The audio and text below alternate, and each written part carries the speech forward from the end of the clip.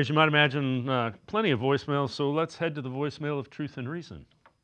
Hi, this is Rico. I called in debating if Stefanski and Barry are the people to lead this team into another rebuild. And Dave, you countered with you should give them the benefit of the doubt because they only have really one bad season. But my retort is Stefanski has had 3 losing seasons out of 5.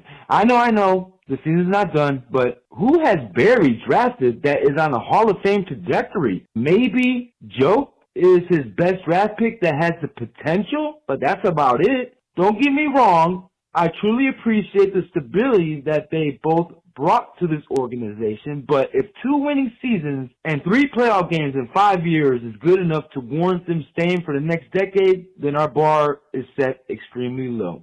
Thanks. As always, appreciate all the voicemails. Rico makes a valid point. Again, and you can talk about the quarterback injuries. Mayfield was injured. Watson was injured and hasn't played well. But if you are going to tell me that you want to move on from Kevin Stefanski and Andrew Berry, that has to enter the conversation at this point. My concern is, are you going to get it right? I mean, really, are you going to get the head coach and the general? And I get, the response to that would have been, we don't have it right now. So they got us from 1 and whatever to mediocrity, but now we're back to 1 and whatever.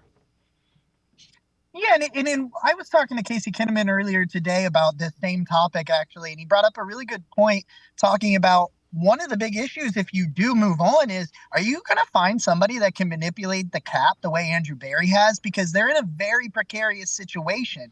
And that's not, you can't use that one point as a reason to necessarily bring him back. But, are you going to, if you fire these guys and you move on, are you going to get your top choice, or are you going to end up like they did with Mike Pettin when he was like the 5th or 6th choice? Although I think Pettin was a decent coach, but it's just in kind of this really weird situation because of the Deshaun Watson contract. Is he going to play again?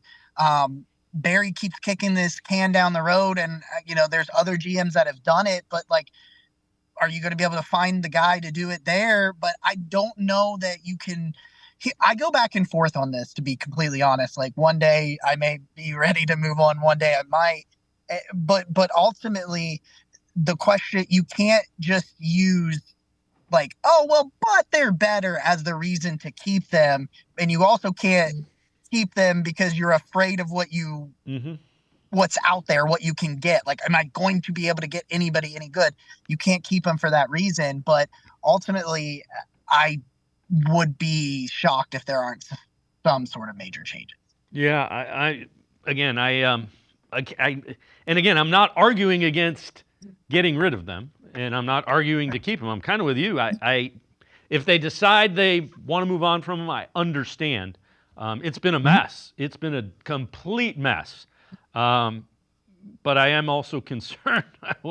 What's coming? That is a concern. Yeah. Well, and along those lines, when a team is 1 and whatever, there is rumblings that Kevin Stefanski could be on his way out during the team's bye week, 10th week. Moneyball style of ownership group has seemed to find their scapegoat.